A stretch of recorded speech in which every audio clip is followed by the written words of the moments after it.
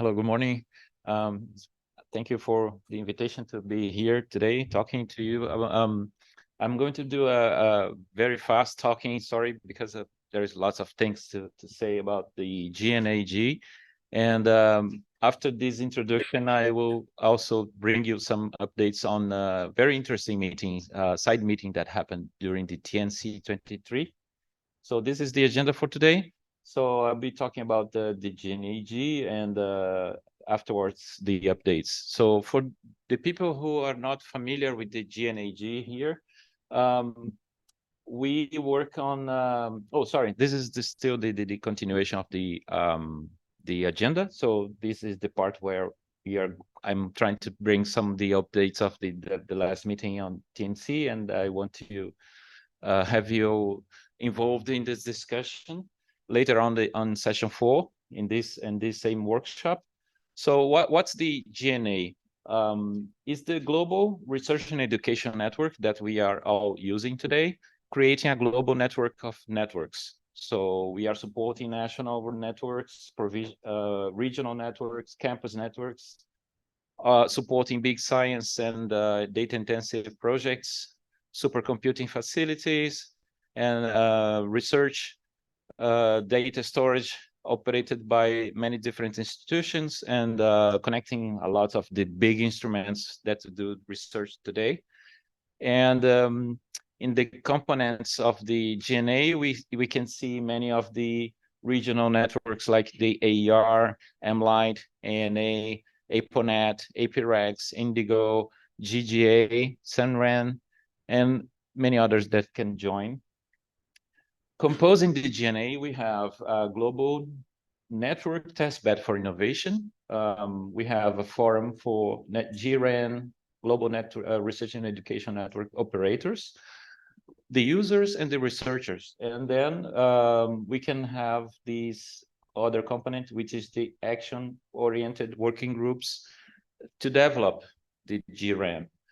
The motivation for the GRAN is gather all the experts worldwide on this area in topics of interest, and serve as a platform to communicate where everyone can share information, experiences, and knowledge, contribute, establishing working groups, and collaborate.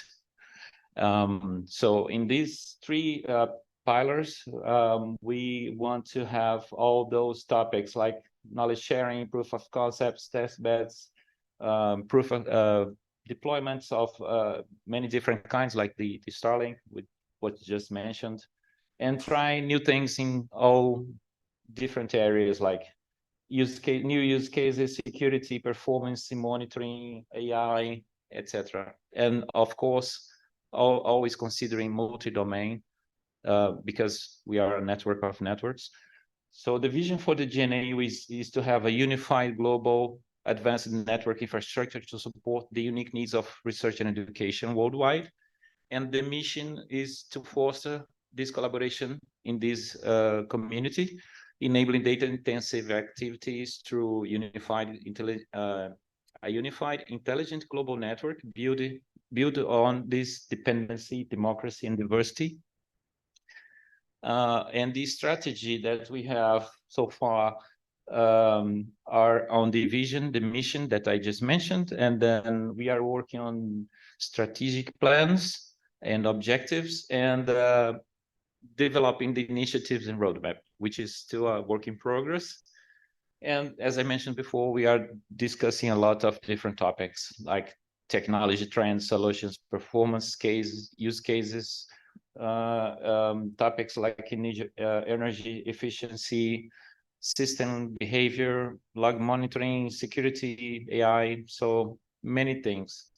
So basically, we have this forum for discussion supporting the global big science projects, the operations. So in there we have the services, the coordinated operations, automation, orchestration, monitoring, and the global facility on top of everything. So we want to have this innovation part. So summing up the innovation, the operations, and this space for everyone to contribute.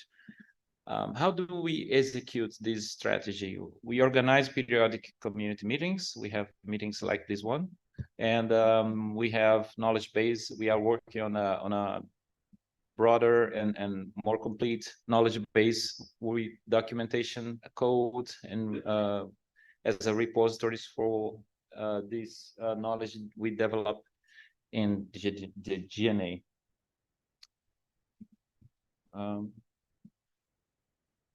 The structure, my slides are not changing. Sorry.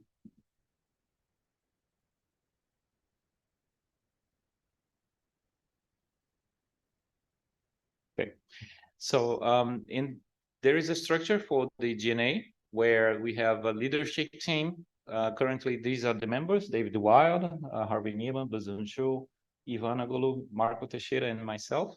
And in this team, we have the structure for discussing things with the working groups, which are I will describe in a few minutes. And upstream, we discuss things with the CEO forum in the where they bring the discussions to the many CEOs of different NRANs around the globe. So here's a brief of the current working groups we have. We have the AutoGo, the data intensive science, the GRAM app, network automation, the routing working group, which was presented earlier brilliantly by Brina. We have the NOMCOM, and we have the GRAN engineering advancement.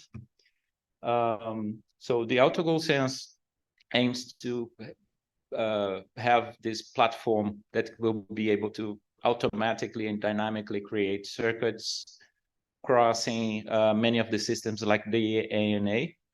And these circuits can be long-term or temporary, and offering a high capacity, connecting different endpoints in a multi-domain fashion. The data intensive science group works developing many of the tools that compose AutoGo and many other projects. But basically, the idea is to have this community addressing the problems by the growing demand of network integrated workflows and cross-institution data management and automation of everything and resource management of everything.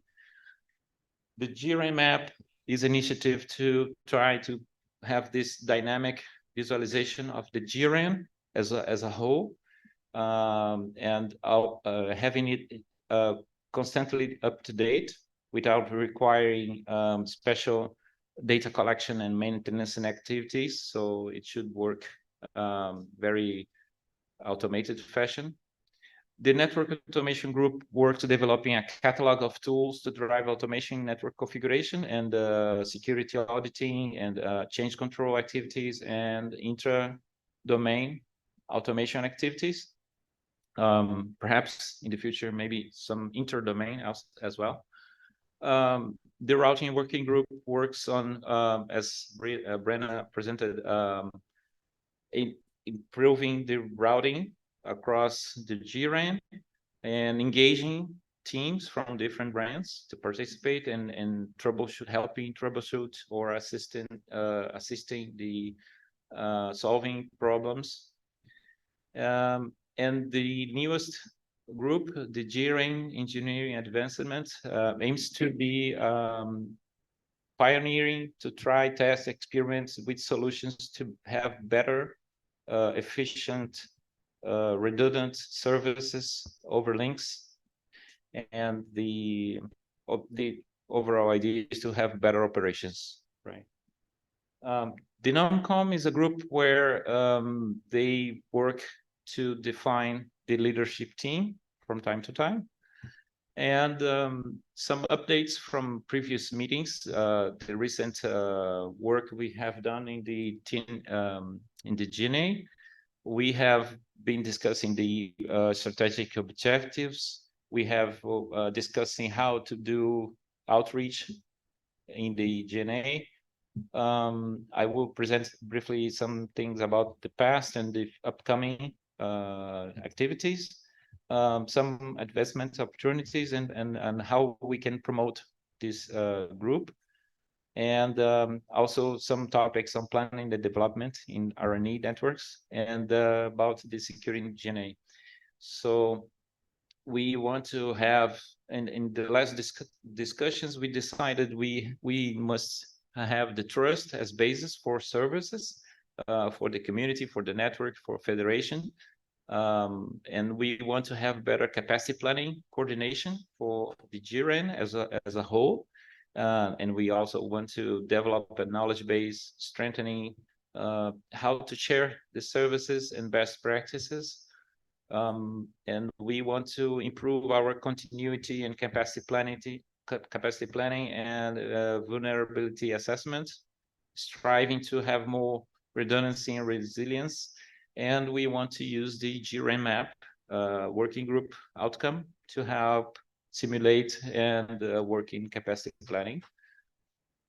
And more updates, we want to improve the work on intercontinental links used for redundancy and resiliency, so we can have a system instead of just a collection of links. And that will be thanks to the big collaboration we have in this community. We want to improve the advancement and use this GRAN space we have to procure, develop, discuss new tools, and develop network and operations above the threshold of the best effort. So we want to have better supported services, better engineering, not just operational, but also architectural work, and also work on the improving the security. So we have a lot of work already done in manners. We want to improve the security of the GRAN as a whole, working with activities like a vulnerability assessments for everyone. And in terms of operations and innovation, we want to have more focus on the digital twins approach, using the P4 lab, visual routing, and the global exchange points. We want to have overview of multi-domain operations and security GRAN using the new tools that are being developed. And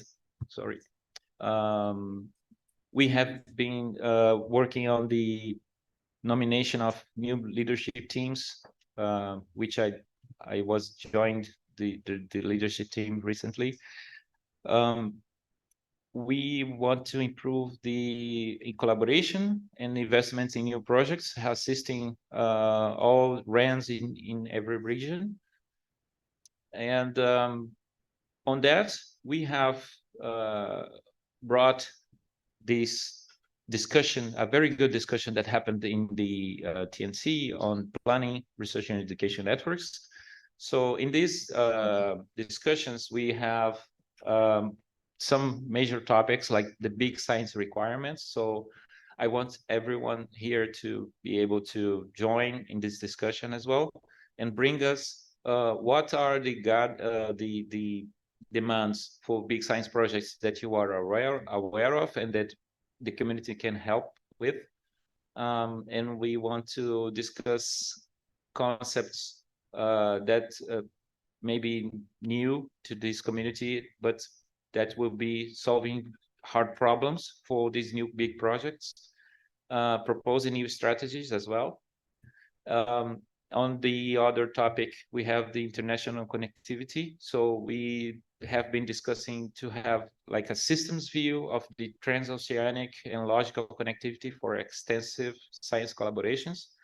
We want to discuss initiatives through the science engagement teams and technical coordination groups to improve the efficiency and resiliency and joint operations. So again, inviting everyone here to join these efforts. We want to have coordinated groups to experiment and approach co-design solutions that may needed in some of the RANs or regions. And we want to dedicate efforts to work on many different tasks. We wanted to join to ask everyone also to join discussions on how to renew layers, layer 1, layer 2, layer 3. There should be many different technologies. There is a desire to have a view for the future, like what we can be tendering in the next 5 to 7 years, and also how can we share good information that can help each other on these endeavors, on these improvements of each layer. And we want to be able to have that done in a very secure fashion, of course. There is another front on the automation and the orchestration that we also want to share insights on these approaches, and we want to have like a very good set of documentations and workflow models and functions and anything that can improve the consolidation and sharing of information between the partners. And discuss training and other outreach activities to enhance network automation expertise for the whole community. Everyone here is invited to join our channel in Slack. There is a URL and a QR code there that you can join. It will show again later. And regarding the operations, we want to improve multi-domain operations, and we want to improve the security. We just started discussions on that, and one of the latest VCs from the GNA community was on this topic of the security, and we had very good presentations for partners from Asia region and China including. So that's it. Please join, participate. We have a number of different ways to communicate, and you can always reach out for us. The leadership team email is in the bottom. And again, there's the link in the yellow part below and the QR code. Thank you very much. This is the GNAG.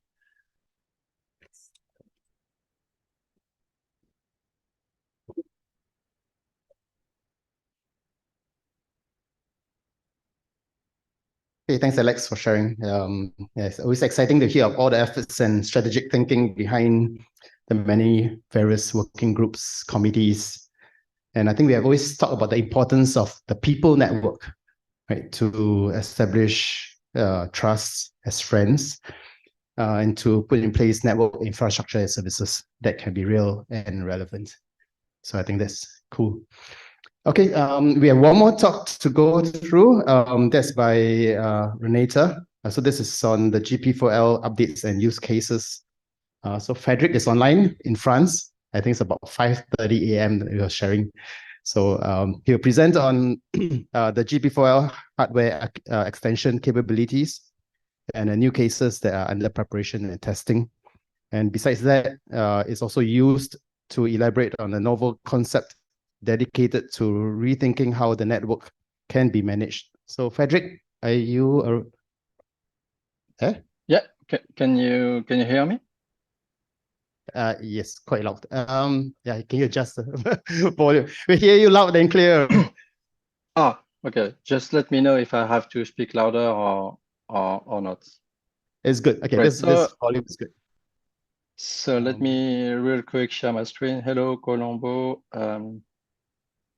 Let me share my screen. Can you see it? Right. Yes, we see it. Now we don't. Yeah, give us a second. Oh, sorry. It's... Okay, this is good. Okay. Great. Thanks, So, so hello, my name is Frédéric Louis. I am working for Renater, the French NREN, and we started within the Géant program a very exciting project called RAR, which stands for Rata for Academia, Research and Education. Strange things is that we need to develop the test environment in order to test the routing platform. And we started something that like a 4-node in Europe, and this became the GRP4L at first. And not sure how and why, but we managed to we witnessed a very good welcome and warm welcome from the community worldwide, and the global G that stands for Géant P4 Lab now stands for Global P4 Lab.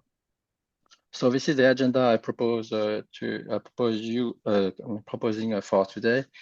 This morning, the idea is to present you a follow-up of what we presented during APAN 55. If you're interested, just have a look at the APAN 55 videos and also the materials. If you have any questions, just feel free to reach me. You normally should have my email, and I'm also part in the most of the mailing list. So what happens is APAN 55, we had initial cooperation with Nepal, partial discussion, cooperation with Nepal REN. We have new developments. In developments, I mean the Global P4 Lab extension. I will give you a quick glimpse about that. We had new network. We had new nodes, new features in terms of routing intra and inter domain.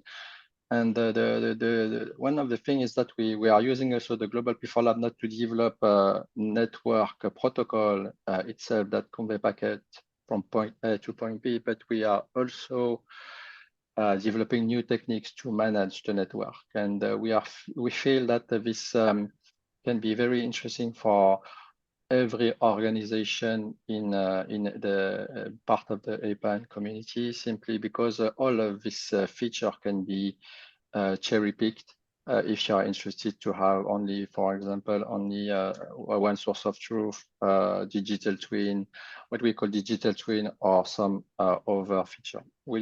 I can show you that real quick. In order to make the session quite more vivid, and I just decided on purpose to have something more interactive. So feel free to shoot some question at the end of the session.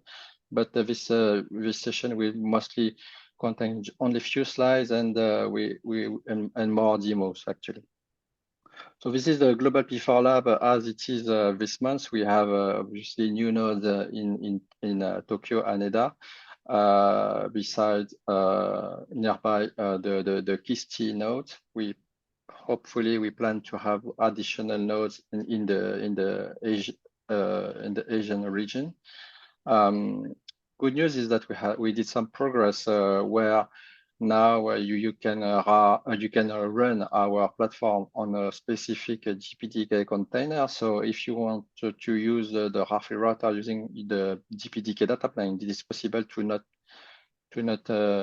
not pollute your existing servers. You can install the container with a GPDK ellipse, and it can and dedicate some interface on that. For example, we can test this deployment with course. So this is really we managed to have some interesting results. We also have a new nodes in Spain. It's not shown here, but because it's too small in terms of scale, we have 2 new nodes in Bilbao. And in Geneva, we had a new cluster extension that featured new very interesting properties. For example, here the blue nodes are 400 gig capable P4 switch that cost around 20,000 euros. And with that price point, you can have a switch with 32 ports that can run 400 gig connectivity at line rate. So it gives you the possibility to program your switch and alter your packet at 12.8 terabits per second, which is quite, I would say, fantastic for some of you who do not want to have the 400 gig jump right now with very expensive boxes. You can test these boxes with our platform. So this is really exciting to see that.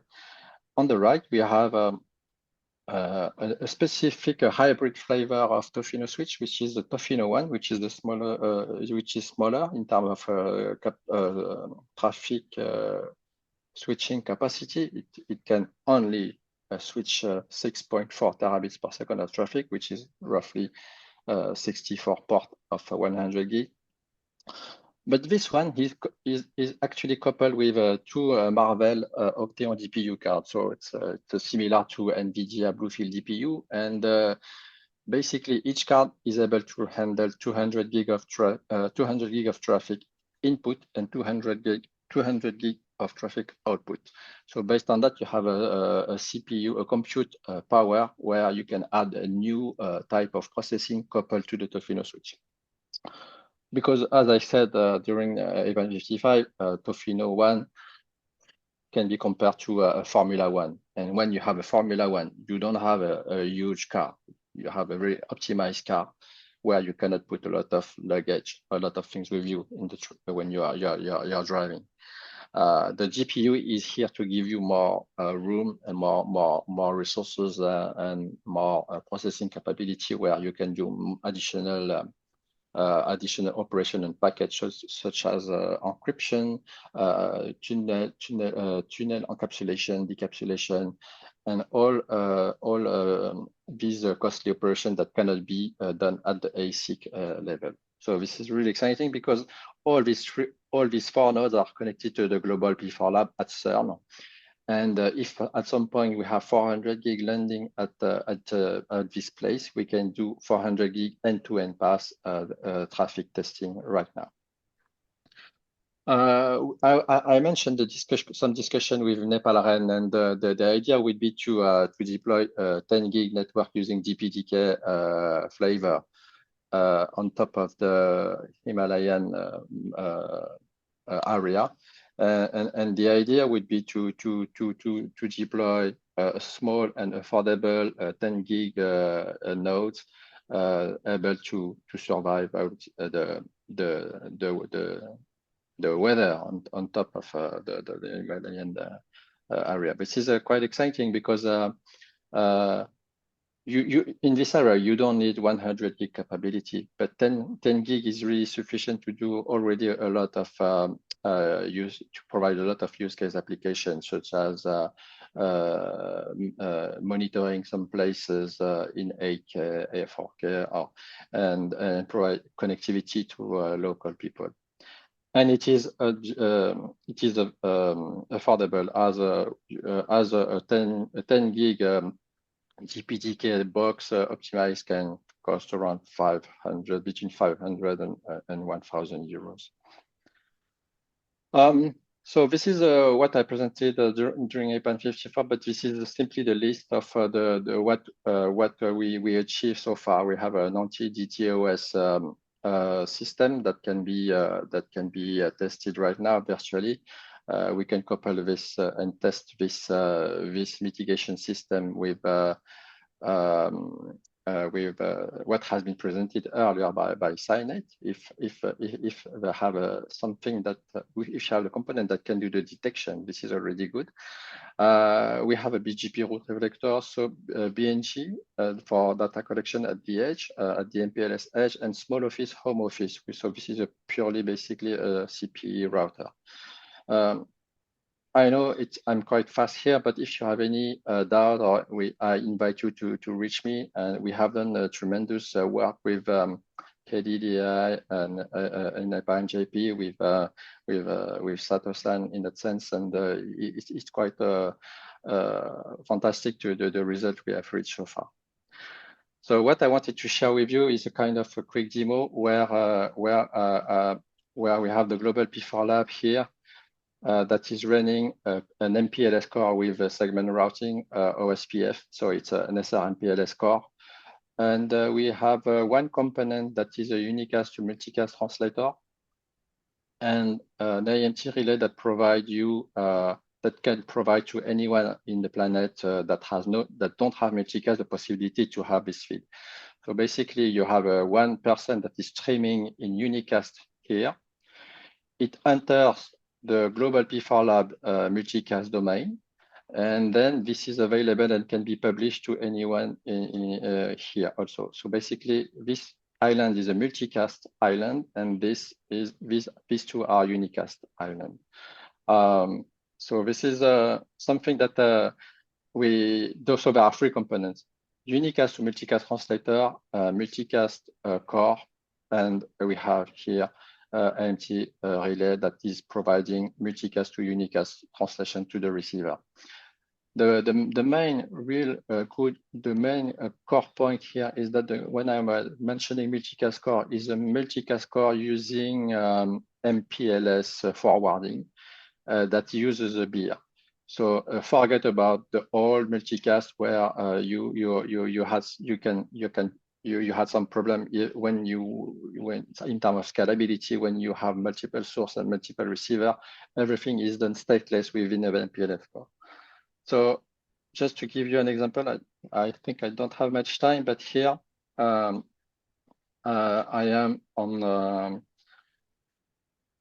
in Paris. I am in Paris in France, and I am requesting a multicast feed that Sato-san is streaming for me in Japan. And let's see. So here you see I am launching a client that is talking INT automatic multicast tunnel protocol, and I am requesting this multicast group. So it's a SSM group where SSM stands for source specific multicast. So we have a group, and we can mention the group, the IP address of the source. And we are asking this feed from the INT relay from Géant. I know this is an IP address, and this is so. If you look at that here, the INT relay is this one, and Sato-san is sending me this feed in Japan. So if I launch the command, we have to wait a little bit because it crosses some capacity from the global network architecture infrastructure, and technically you should see something appearing on the screen. I hope. So you see that I am requesting something, and the multicast could not be joined natively. But here we are using, here we are receiving the video in multicast from the SciNet, from SciNet. I'm not sure what's happening. It's basically working normally, but but it's not moving freely. That's quite strange. I hope it's not an issue with the bandwidth, but yes, because it's a big video. But the idea is that you are receiving this this video feed in multicast, and I invite you, for example, if you want to receive this feed if you want. So let me try another one. Sorry. Let's try this one.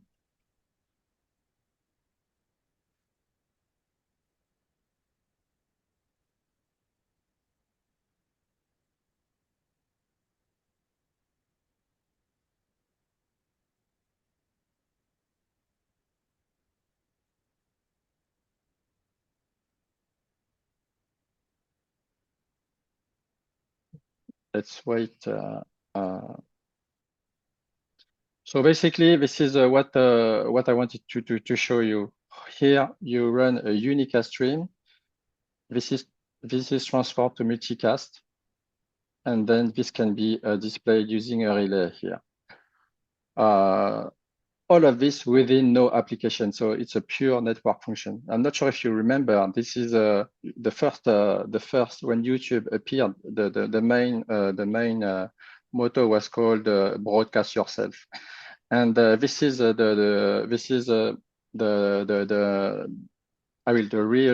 real interest here. Why this is a very interesting use case? Because, for example, in the research area, what you usually have, you have a big research instrument like a telescope. This telescope is generating a huge amount of traffic. This can generate a steady unicast stream and then convert to multicast. Then it's up to all the research center to express interest in receiving this stream and receive the stream using multicast. And this is totally harmless because everything is running on MPLS and is stateless, which means that there is no multicast distribution tree, and this is really predictable. So this is the real idea of that. I would like also, not sure if I have time, but I wanted to show you a quicker demo. So this is the stream from, so this is the other stream from SciNet, where it is a video called Cinetarium, and quite interesting. I'm not sure why, but my laptop is burning right now, and actually I have some issue to play this video. But just trust me, it should work. What I would like to show you and is to invite you to accept and handle and try to install VLC yourself on your laptop, VLC4, and try to answer this question.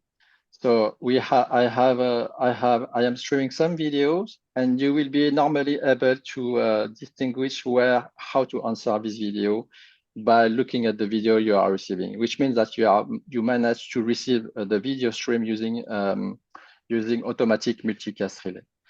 You can provide this to the RAR user list. This is just for fun. I'm just quite interested to see if this small presentation could manage your enrich your I would say interest and curiosity.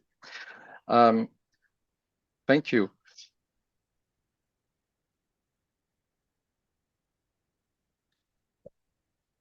Okay, thank you, Frederick. Okay, so this brings us to the end of this session. Actually, it's way over the time. So after the tea break, there will be the next session, which is I think it's a panel discussion. Right, then in the afternoon, there's another session on lightning talks, followed by an open discussion. So see you later.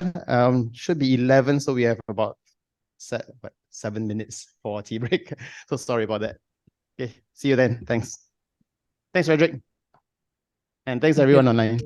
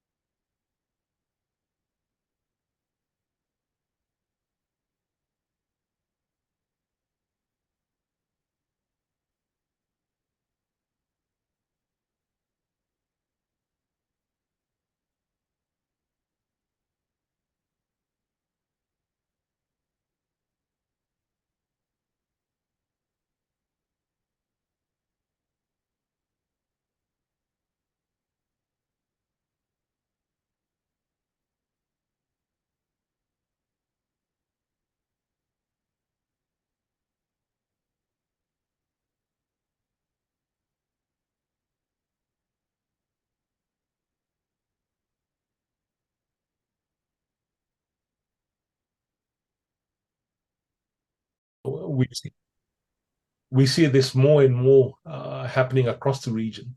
And sometimes countries are taking what I would call unilateral action on certain aspects of the internet. But as well, sometimes we have a grouping of countries or a sub-region which may also take certain steps. One example is, some are suggesting that there should be a national internet gateway in the country. So obviously that would bring up a whole range of interesting questions and implications for the networks we all run. Just one more thing I want to mention here, that all throughout the internet's relatively young history, it's the technical community, which of course includes the academic community, it includes technical organizations like the IETF and the regional internet registries. We've played a really critical role in how the internet has evolved. We've shaped it, we've defined the standards, and indeed how deployments are done, and the operations and maintenance side of it. But increasingly, I think what we're also seeing is that the role of the internet technical community is also being eroded somewhat. So that's something I think we also need to be mindful of, and to ensure that, and the problem with that erosion of the role of the internet technical community, of course, is that you have people, for example, policymakers and regulators, who may not necessarily understand how the internet actually works. We keep on saying it's a network of it's a network of networks. There are no geographic boundaries, etc., but that does not seem to always resonate or be fully understood by a lot of policymakers and regulators, even to this day. And the other thing, of course, is that a lot of the decisions that policymakers are making today are governed by emotions and populist narratives, rather than, in fact, understanding how things actually work. So I think we are at a bit of an inflection point. There's a whole bunch of international processes and meetings that are happening starting from this year. There's the Global Digital Compact. Some of you may have heard of that. There's the WSIS plus 20. So 20 years after the last WSIS, there's a review process which will be held in 2025. So there's a lot of things happening which may very well determine, how the future internet evolves. So I think that's something we do need to pay attention to, the technical components to these policy issues that I think we need to play a role in as the wider technical community. So I'll stop there, Francis. Thanks very much for this, and I look forward to further discussions. Thanks, Raj, for sharing a lot of the challenges. And it looks not so much of the technical, the governance challenges are amazingly challenging. But maybe I'd like to hear from Chihu.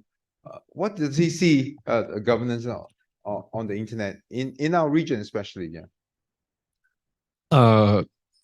In fact, Raj has mentioned quite a lot already. But I think our region is not very different to other region.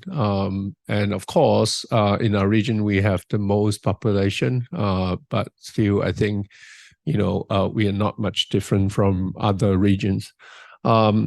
Raj did mention, the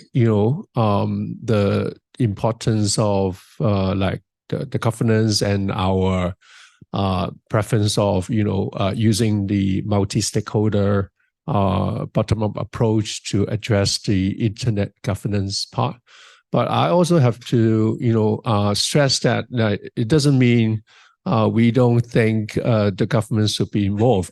In fact, we think multi-stakeholders should include governments as well, and they do play a very important role. And that's why we should continue to engage with the governments and also to educate them.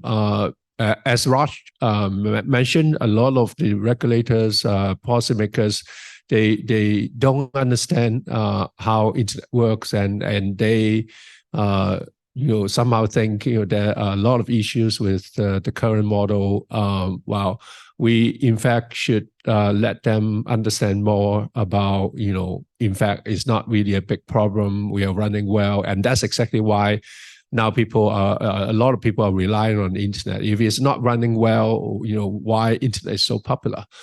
And APAN, of course, is involved in helping in the education part, in of course different areas, not just the policymakers and etc. We also help with doing training in all level, including maybe the law enforcement agencies, etc., etc.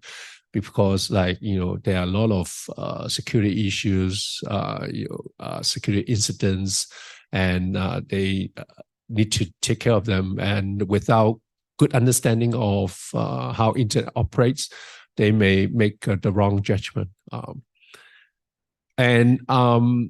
I think there are a lot of activities in like this area, and in fact, next week there will be Asia Pacific Regional Internet Governance Forum held in Brisbane, my hometown, the hometown of APAN. And of course, probably too rushed for you to arrange the travel, but like we still encourage you to join online to like participate. I mean, I think the participation is very, very important because like firstly, I think we do want to hear more from like different communities, different people, so that we can like do continuous improvement based on like the inputs from all kind of people. And so your inputs, your participation would be very, very important. So I encourage you to join online if you can. That's next week. And also, I think, in fact, it's happening in our region as well, because globally there's an Internet Governance Forum, and it will be held in Kyoto. That's like in middle or late October. You may still have time to arrange the travel, and I encourage you to participate, and so that your voice can be heard, by like the other stakeholders. That's probably it. Thanks you for adding on. Next, I'll ask Enzo. Do you want to add on to what's happening concerning governance in Europe? Because Gian, a lot of European partners down there. Yeah. I mean, Gian by his own nature is like you can imagine like resemble the way the European Union works in a way. So we are quite a large community of NRENs with a large representation, and of course, with a strong democratic ethos, which clearly makes decision not so simple as in any democracy, but that's a nice thing of it. As on the other side. Clearly, the vision and the direction in which the NREN stands to go is to pursue neutrality and openness, because that's by design, that's their philosophy. What we are seeing in Europe is that these sometimes can be hampered by the nature of the work that the NRENs do. What I mean with this is that, for example, in some countries, some NREN have been recognized by the government as key infrastructures, which is a very nice thing, because it highlights the role that the NREN has in the country. But this comes with a flip side. So once you become one of these key infrastructure for the government, then at that very moment, you are under much more strict regulation than like an NREN that can go out and do whatever they want. So, for example, unfortunately, one of the things we've seen in the last couple of years is that the war that has started in between Ukraine and Russia has caused some of the NREN to make very tough decisions in terms of cutting away connectivity to some of these regions, and that was because they are now under the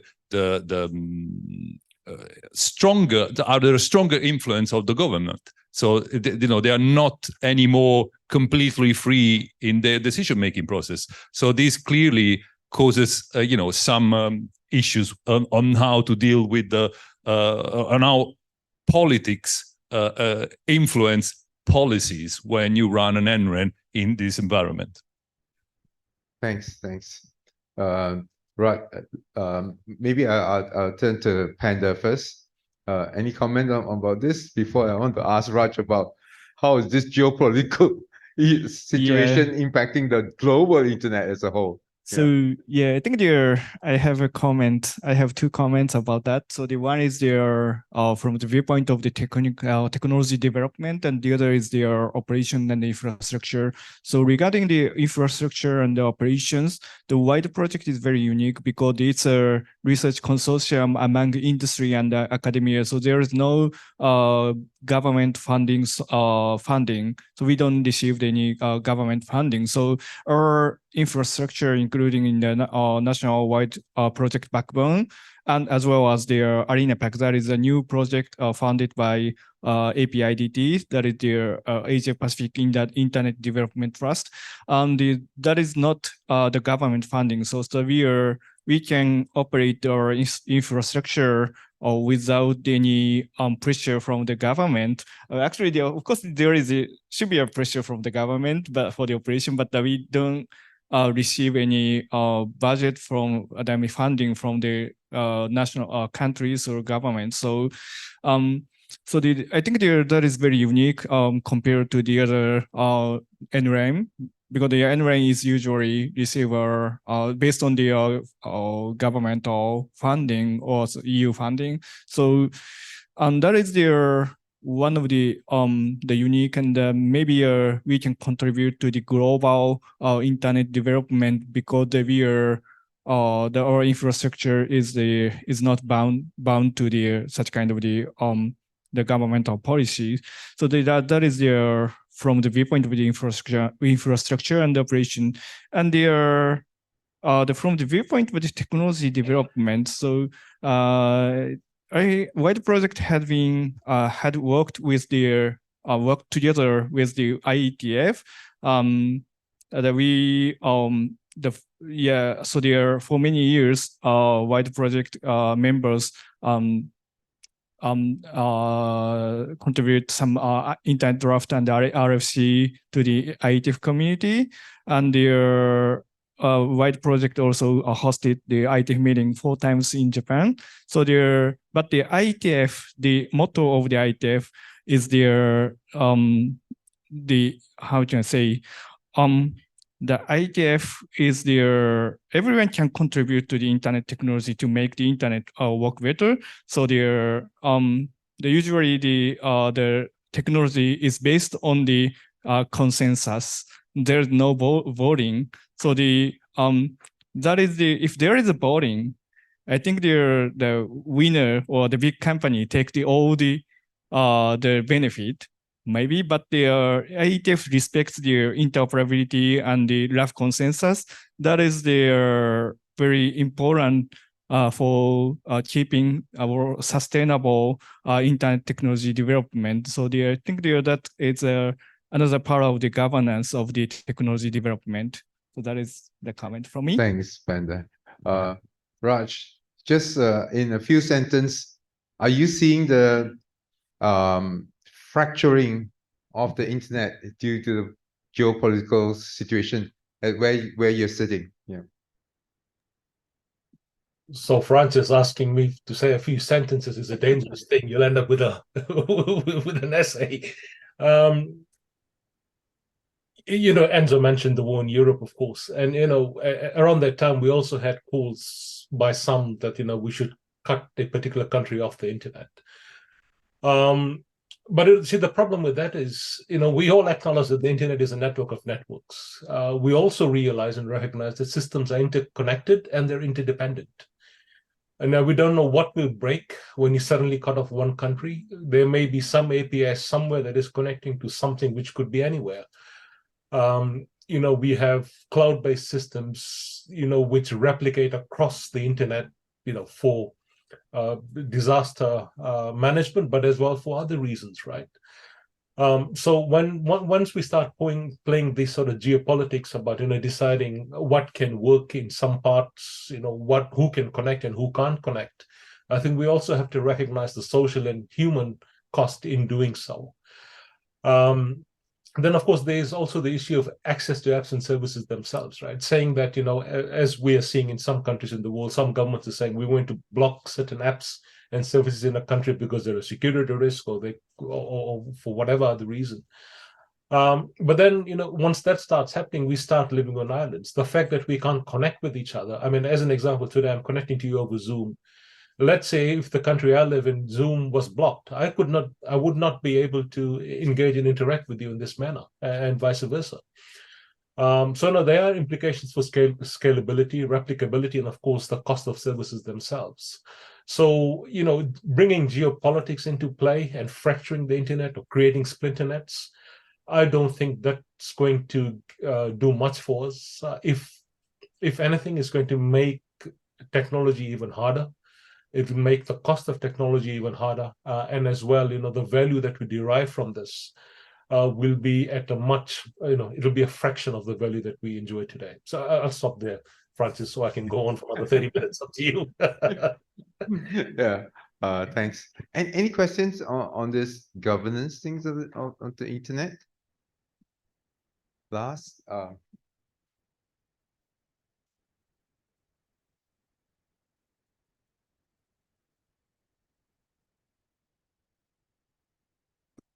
So to the thing about fracturing, right? I think the points you make about the costs of fracturing the internet are very interesting. But I think we're seeing, at least in Europe, also another consequence that is happening right now with this increased focus on sovereignty. Right? It's been clear from Europe, of course, for some years that a lot of internet functions and internet connectivity is US or Asian dominated.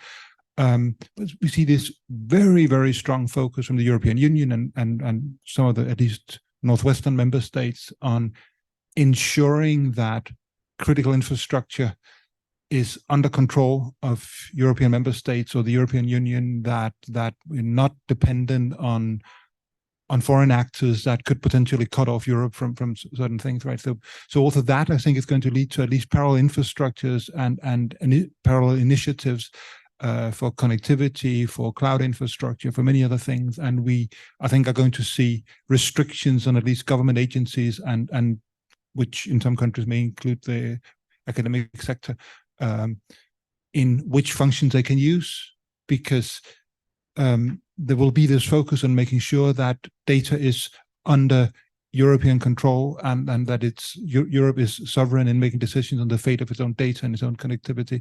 And I think we're going to see similar things from other regions. So I'm interested in hearing your views on how is that going to impact the internet governance going forward, because we are seeing this development of parallel internets, I think.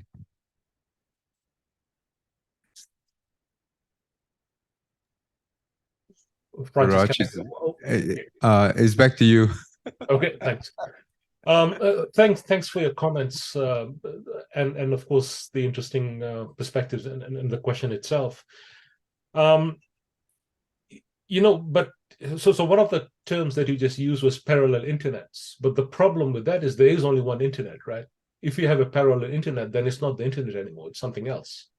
And I think that's where we start running into problems. If we are talking about creating separate networks, let's say proprietary networks, and one may run whatever one wishes to run on those, but then it's not the internet anymore. And I think that's where the disconnect happens in some of these discussions. I get your point about sovereignty and, of course, for the need to have control over people's data.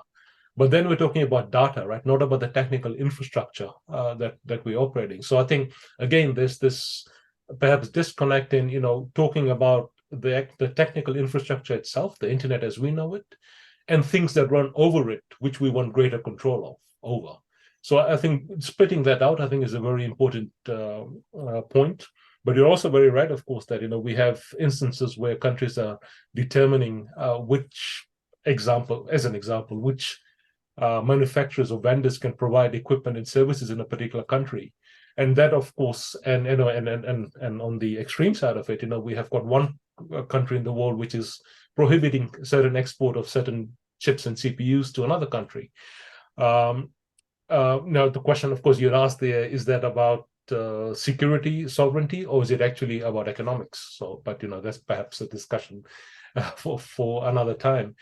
But your points are valid. I do agree with you. But I think we also have to, differentiate between, the technical infrastructure itself and how it operates, as opposed to whatever else is running on top of it.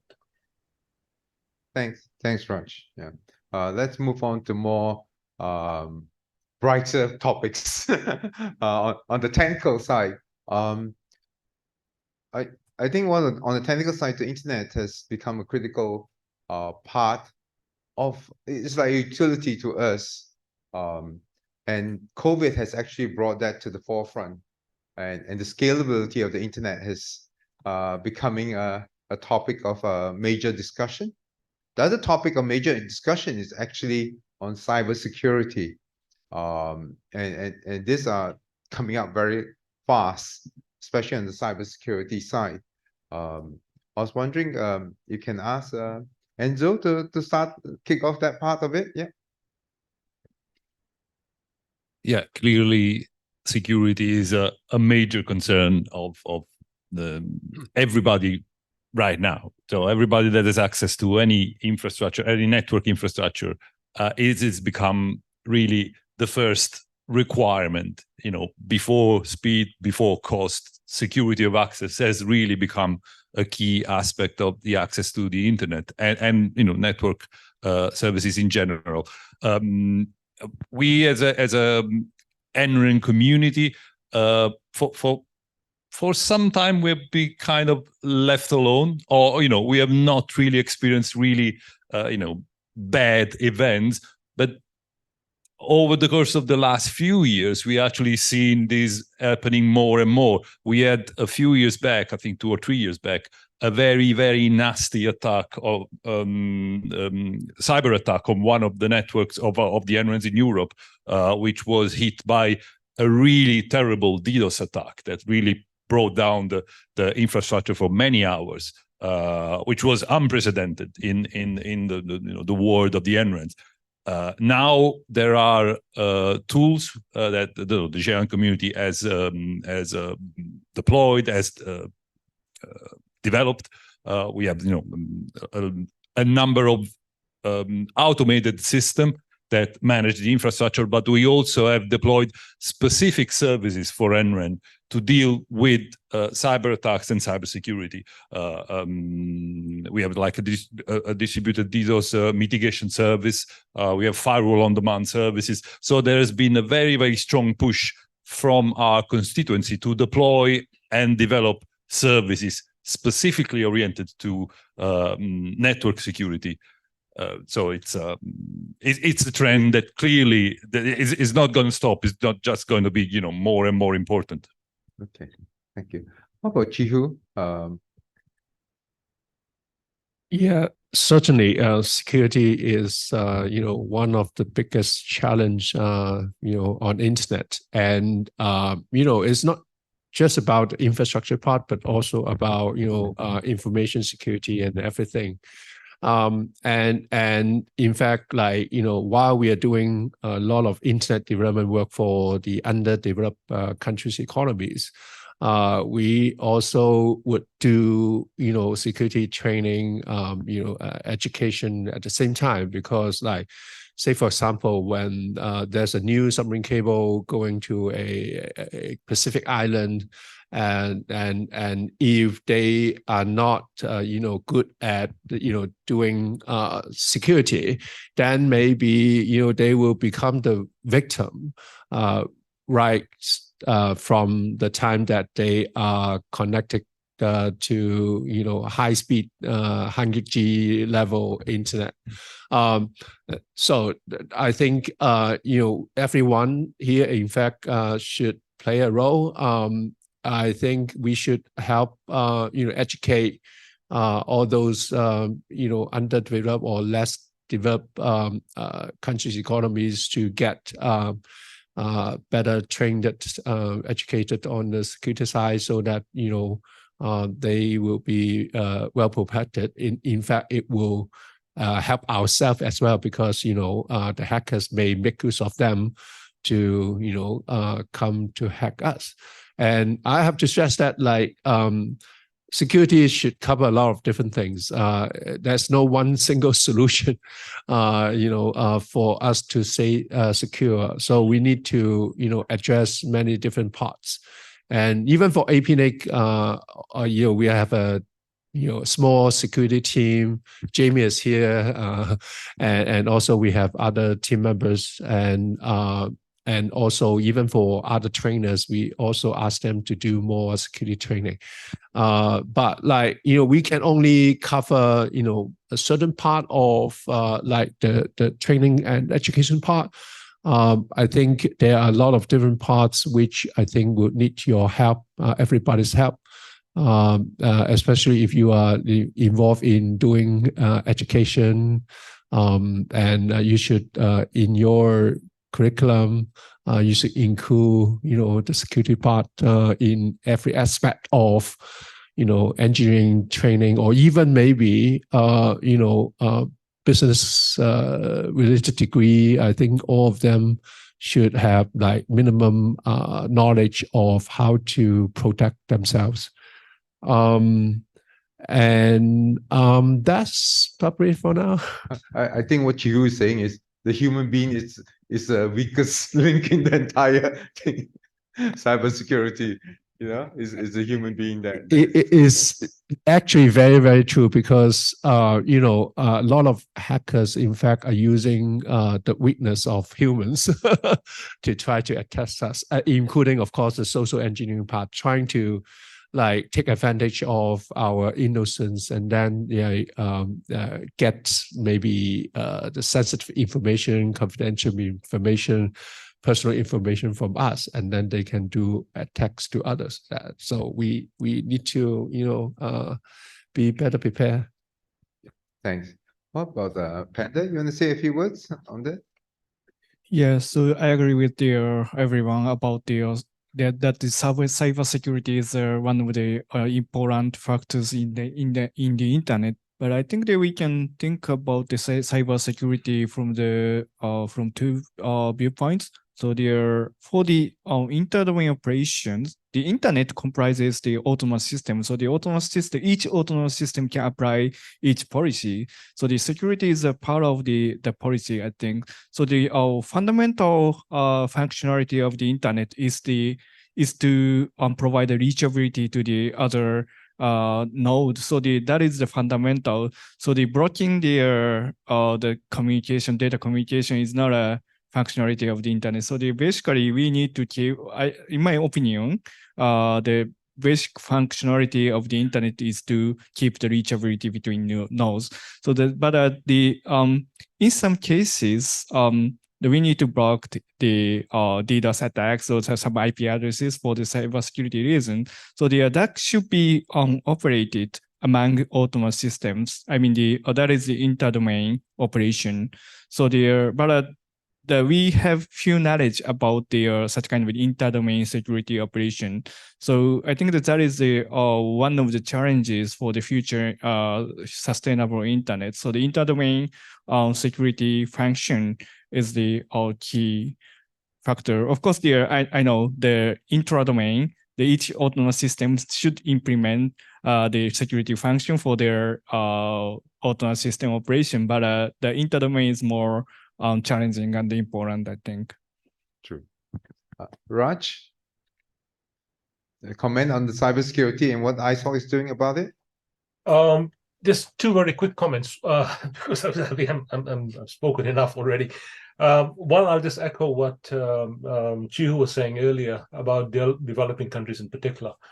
And your example of the weakest link in a chain, and it's the weakest link that breaks first, right? And apart from the human factor and the social engineering around that, there's also the issue of having the capacity, the human capacity, as well as financial resources to put in systems in place, and in developing countries, and that extends to NRANs in developing countries as well, of course, that people may not have the financial resources and human resources to deal with things as best as they would otherwise.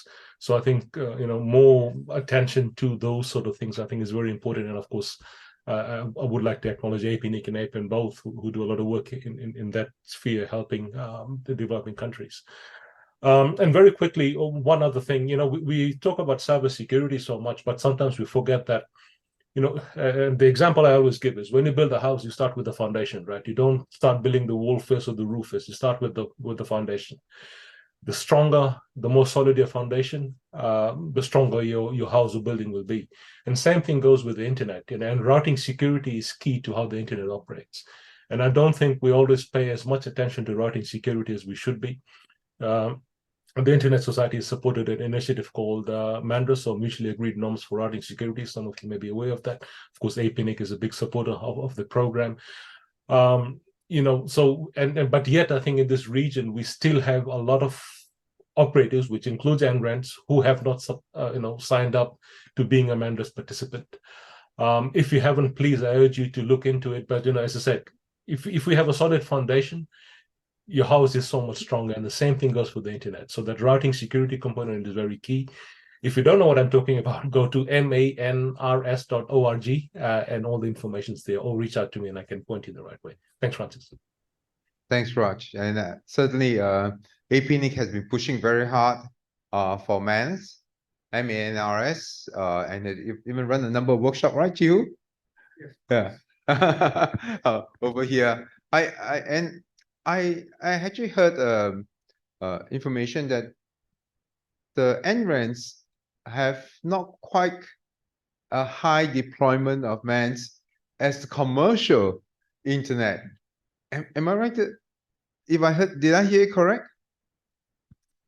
Yeah, it's it's an emerging topic. So that's some of the NRENs, including Giant. I mean, Giant is now supporting managers. Not all the NRENs have yet deployed or embraced or migrated. Yeah. But there are, most of them are in the process of. So it's I mean, the trend is that very likely, in a few months' time or years' time, mostly of the NREN community will implement manners. Asia Pacific region, Chiu? I don't really have statistics on that part, but my understanding is that NRENs, I think, are a bit far behind. I actually work in academic network environment before, so I fully understand. And especially, if you are supporting like campus network and basically campus network is like Wild West. You just can't do much. And also, there would be professors who ask for like academic freedom and even academic freedom on the network. It's of course not a very good environment for network engineers. And so I think there are lots for the RANs or NRANs to do. To be frank, if we are not even doing the basic manners implementation, I don't think we would do a better job on other parts of like securing our like infrastructure or systems or applications.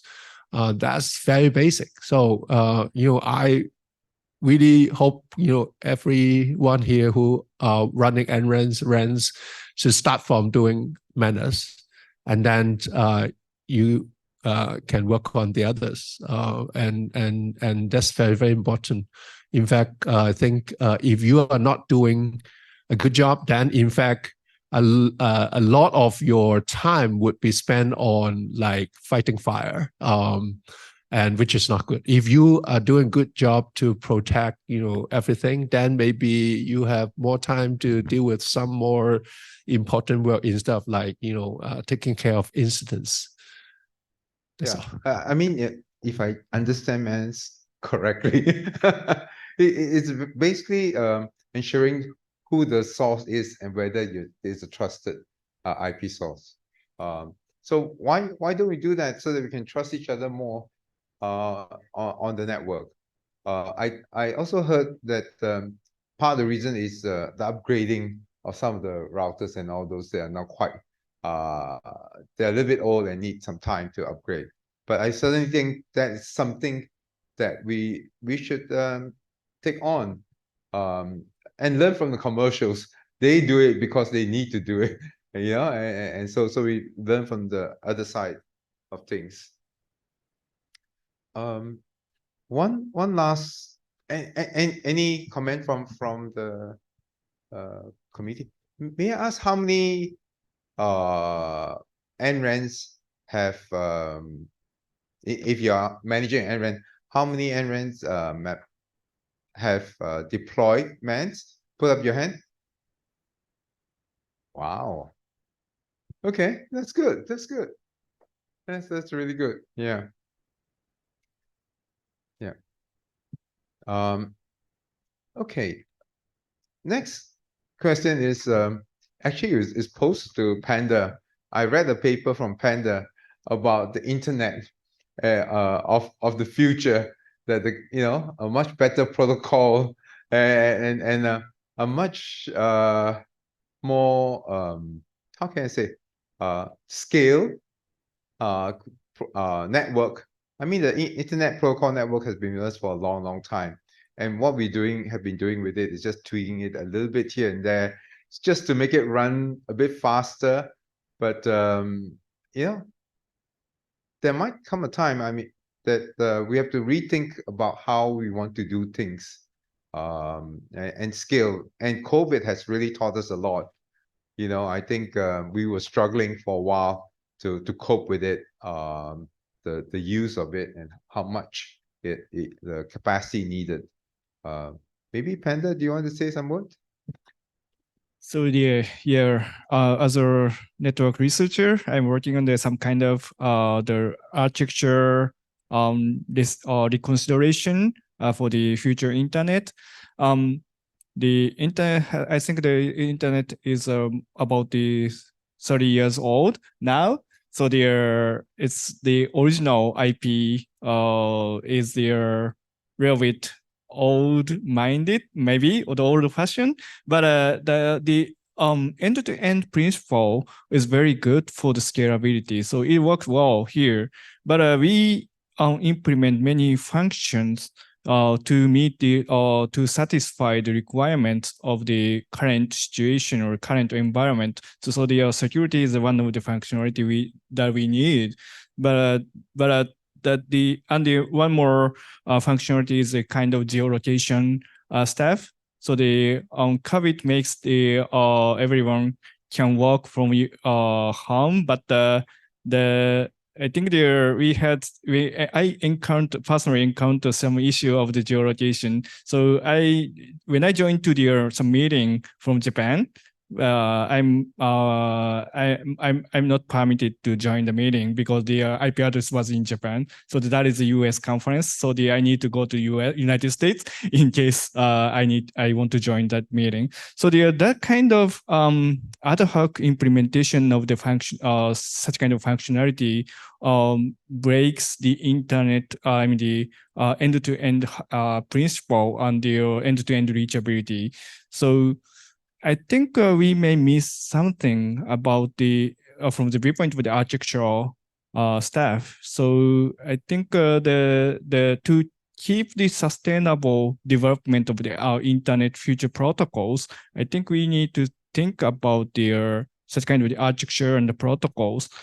And I think currently the QUIC is the major transport protocol over the internet, but that encapsulate all the transport protocol over the UDP, as you know. But all the information is encrypted in the UDP, so we cannot know the end of the flow, and then the middle boxes may misinterpret their flow table in the NAT, network address translation middle boxes. So in that case, we cannot use this optimization. So we have many additional functionality over the internet. So, and the IP is not only the protocol we use. So we use the many very complicated protocols around the world. So in that case, we need to think about the future operation that the architecture so that we can sustain the internet development. But I'm sorry, it's very difficult to say about that. So that is a kind of research. So sorry about that. What about Enzo? You are a technical person about, and it's about scaling up, and the things that we do on the internet now requires more, has a higher requirement. Recently, someone, Joe Morai, approached me and says, I want to do a remote robot surgery between Singapore and Japan. I said, what? You want to do that? And we have to try and get that going for the through the NRANs first, because there's more consistency and the latency is tremendous. It's 100 milliseconds, you know.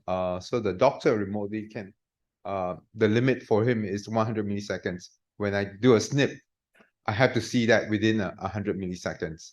So you know, the internet requirement is growing bigger, and nowadays there are need for more middle boxes on the internet that does certain things for us. I mean, clearly there are limits that whatever we do, we cannot overcome. I mean, you know, speed of light, name one, and geographic distances. But on the other hand, within the NRANs, we tend to work in a kind of in two ways, let's say. On our daily basis, and especially, I mean, talking about the European environment, the NRANs, but you know, because of the way they work, because of the way they are funded, they tend to focus on what they are called, you know, with the European Commission lingo, higher technology readiness level, which means not really putting a lot of effort on greenfield network research, but having to focus on production-ready systems and, you know, kind of more mature technology. But on the other hand, we also support network research at the fundamental level with some space over our infrastructure and within the project that we manage or oversee. Just one example. I don't want to go too long on this. For example, we are doing a lot on research on quantum communication for, you know, the which is possibly going to be, you know, in the distant future at some point. You know, there is a quantum internet on the horizon. I don't know how far the horizon is. Nobody knows, but we have quite a number of activities that explore quantum communication, both on the security side of things, like quantum key distribution systems, but also actual quantum communication. So communication of quantum computers between themselves. There is quite a large effort in Europe in terms of funding on these technologies, and we are really engaged with this. So there are activities in this space. Okay. Thank you. Chihu? Sorry, I don't really have a lot to contribute in this area, but I think that's one thing we all have to do. That is to, you know, migrate to IPv6. I think it's overdue. If you look at the current statistics, it's now at 30 something, not over 40%. And we do see some implementation recently, which is a very good news, but we're still far from full implementation. So I think whenever we have a chance, please take IPv6 as one of the priority to do. It's actually I would say, like, this is second to security. Security, of course, is more important, but like IPv6 implementation, migration should be the second priority. And with that, we will, go away from like the limitation of like IP address space, etc., etc. We are using like network address translation in order to mitigate the issue of IP IPv4 address shortage. But this is not a very, very long-term solution. Migrating to IPv6 would be the long-term solution. That's all I want to say. Thank you. Raj? Whilst all of you were speaking, I was just reflecting on, what some of the things people had said. As an example, getting a doctor to do remote surgery from Japan and in Singapore. And what struck me was that, the internet is essentially a best effort network, right? It's a general purpose technology. And it's amazing how far we've pushed things, right? And what we can do with it today. What we will do with it tomorrow, I don't really know. I think the future is for us to create. But one thing is for certain, echoing to you again, without IPv6, I don't see a future possible. So, we need to get that migration going. And having said that, we've been working on this for over 20 years, and we're still not, we haven't got very far, except for some countries, perhaps. Ultimately, I think what it's the openness of the internet that I think has made the difference, right? Which is why people can do all these funky things, including remote surgery with it. And ensuring that openness remains, I think, is very critical. I won't talk to the technical. I think others on the panel are far more qualified than me to talk to that. But I will just say that we need to keep protecting the open internet so things like that can continue happening. Thanks, Francis. Thanks, Raj. Yeah. Very quick comment on. Just on the IPv6, because it just came to me. We have said that the NRANs are behind in a number of spaces, but this actually is a very good use case of NRAN being quite forward and advanced. I was presenting in the previous session about the LHC1 service. Actually, now almost 90% of the traffic on LHC1 is native IPv6 traffic, which is quite an achievement considering that the vast majority of home internet access providers don't even provide V6 at home.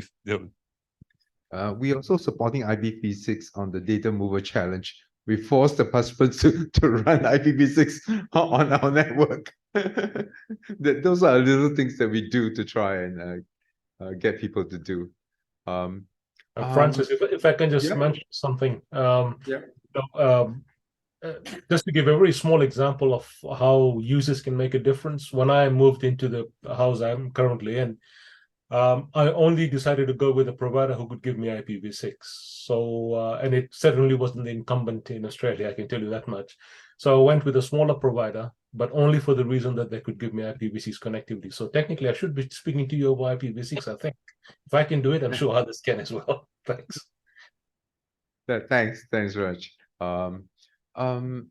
Is there any last words from our panelists? Maybe we start with Panda. You say a few last words for this. For the IPv6? No, on anything. Yeah, so I have a comment about the IPv6 one. Because I am working on the data center networking as well. So in the data center, the IPv6 is not yet major part.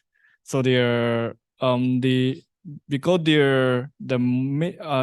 for example, in the HPC high performance computer software ecosystem doesn't support their IPv6, so I think that is required. So that is just a comment about the IPv6. So for this session, so I think this is the NRAN is very important for the research and educational network collaboration is very important because as Francis said, if we want to do test the new technology like remote surgery or remote medication, we can use our infrastructure.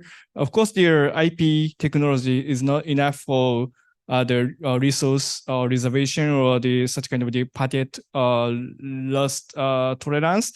So, but we can test using our own infrastructure. So the collaboration among the multiple research and educational network is more important to seek for the new technology, not only for the networking technology, but also for the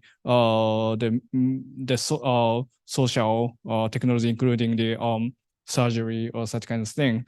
So, and their the resiliency is also important because I think that in the previous session there are the report about the fiber cut or the some fiber cut.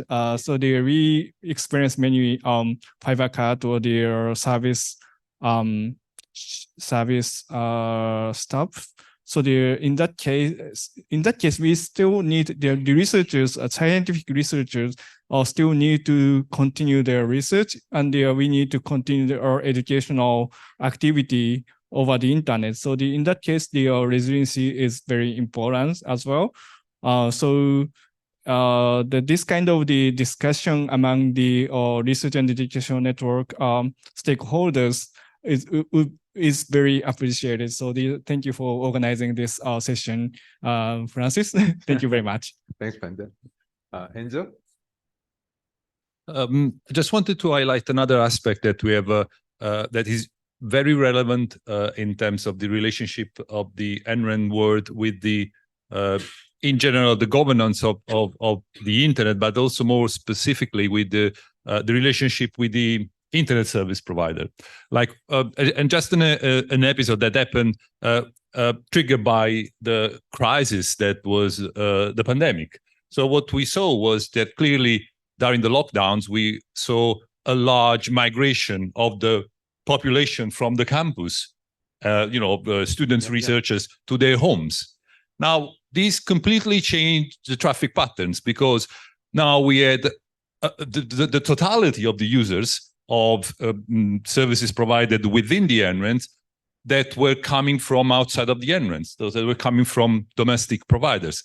And these caused some problems of access capacity. Yeah. What has happened, what we have seen happening is that when the NREN in the country went to the ISP and say, we need to increase the peering capacity because now all our students are home and they want to access the website in the university or libraries, some of the providers say, oh yeah, that's how much capacity you want, so here's the bill. Clearly this is not what we were expecting. So there is a need to address this problem of in terms of now the trend is that more people work from home, more people study from home, more and more. And this clearly is becoming an issue, and the NREN community probably needs to have a common position and to try to have a lobbying kind of force for avoiding these kind of problems. Thanks. Chihu? The last thing I want to highlight would be participation and engagement. I mentioned it earlier. I want to mention it again. The participation, your participation in anything related to the governance of internet is very, very important. Because we are all relying on internet more and more. So if internet is especially like some of the important organizations if they are not have good protection, then you yourself can help actually make it better, to make it more well protected. Let's say, for example, in fact, APNIC would have a important votes coming, which is to change the bylaws of APNIC. And of course, that is to help protect APNIC better, to reduce the chance of being captured by someone. So I encourage you to participate in this. Even if you don't have votes, please also encourage people who have votes to participate in this, so that we can continue to have a stable internet ecosystems, to keep the internet running like what we are enjoying now. That's all I want to say. Thanks, Chihu. Raj, any last words?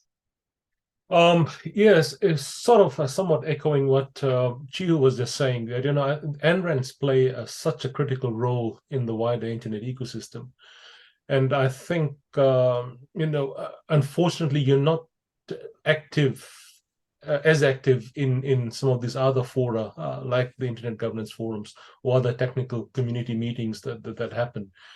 So I would really encourage you know, people to, you know, try and get a bit more involved. You know, we've been supporting APAN for quite a while now, and we look forward to continue doing that.